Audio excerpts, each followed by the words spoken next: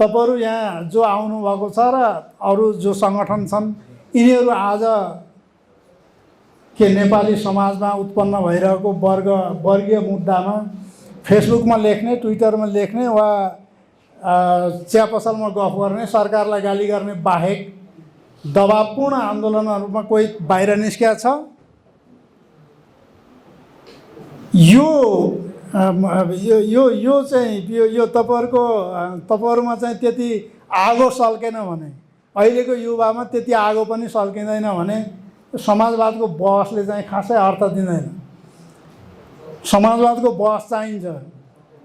किन हामी कहाँ चाहिँ समाजवादी यत्रो शक्तिहरू हुँदै पनि किन हामी समाजवादतिर जान सकिरहेको छैनौँ?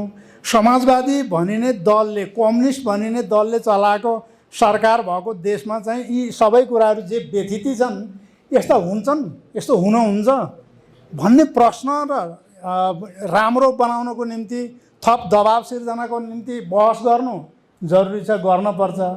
तर सडकमा आज उठिरहेका ज्वलन्त मुद्दाहरूको बारेमा, वर्गका मुद्दाहरूको बारेमा सशक्त ढङ्गले आन्दोलनमा नलाग्ने हो भने, आवाज नउठाउने हो भने, त्यसले राज्यलाई दबाब नदिने हो भने बहसहरूले मात्रै विलास त हुन्छ, बुद्धि विलास।